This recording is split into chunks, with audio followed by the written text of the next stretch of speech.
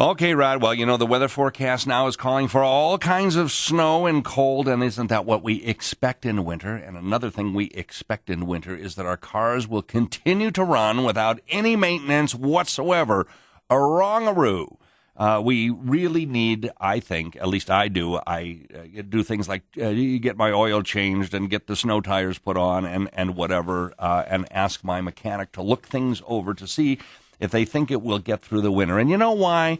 Because the top complaints for as long as I've been an investigative reporter at the state level and at the national level is auto repair shops. People think they're constantly getting ripped off, and sometimes they are, at auto repair shops. So I want to bring into the conversation Thane Peterson. Now, he runs a Provo company called Independent Import Sales and Service.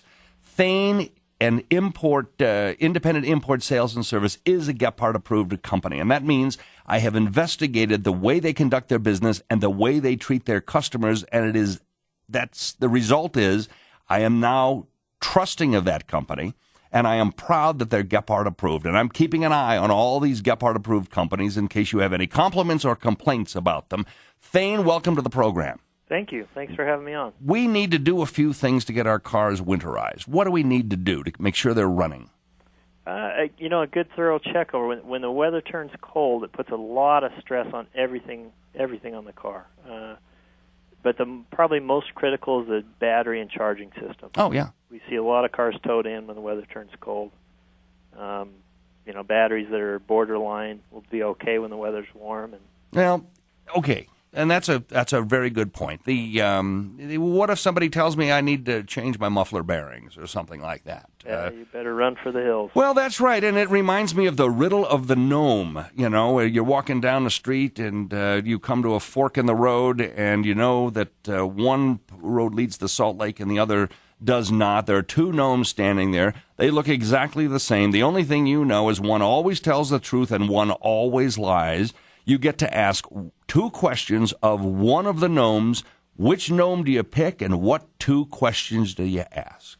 The answer is pick either one of the gnomes, and if it's a beautiful sunny day, ask, is this a beautiful sunny day? And if the gnome says, no, it's raining like crazy, it's an awful day, ask which way to get to Salt Lake and take the other road. In other words, try to ask questions you already know the answer to and see if you get the right answer. So how does that apply when some auto mechanic tells me I need something done? How do I know I'm being told the truth? Well, the best way is to educate yourself and know something about your car. But not everybody has the time to do that. So no, or the interest. Pardon? Or the interest. For sure. But I would avoid a shop that has offers that seem too good to be true. Is a big red flag. You mean like free something or other?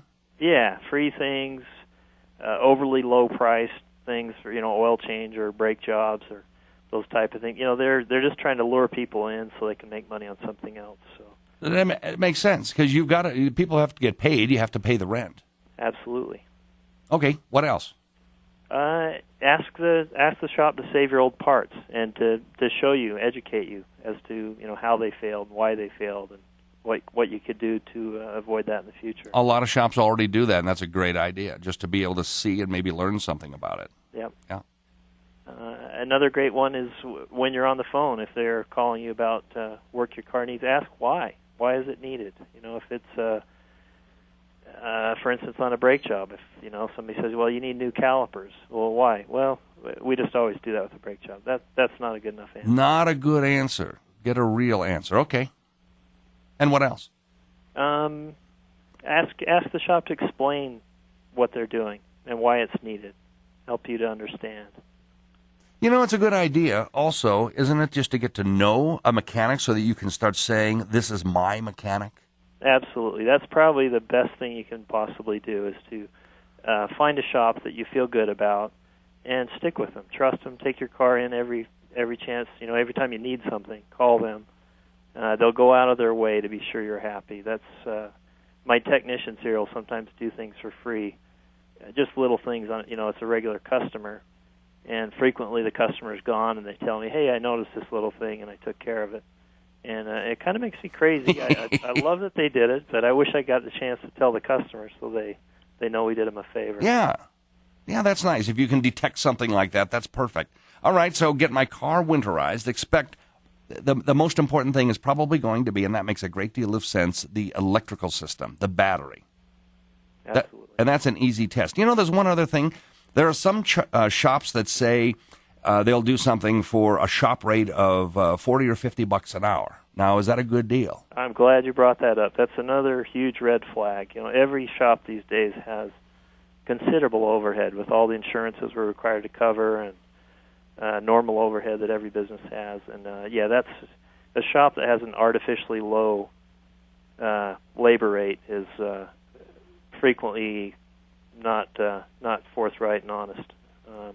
I had my shop in California before I moved here, and my labor rate was $110 an hour. And I had a customer bring in a bill from a shop that claimed to only charge $60 per hour. And I looked it up.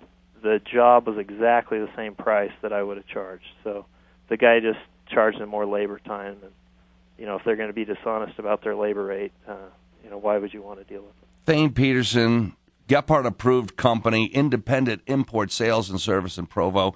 Thanks for sharing some insight into this for us today. My pleasure. All right, my friend, thank you. Well, Rod, did you learn anything?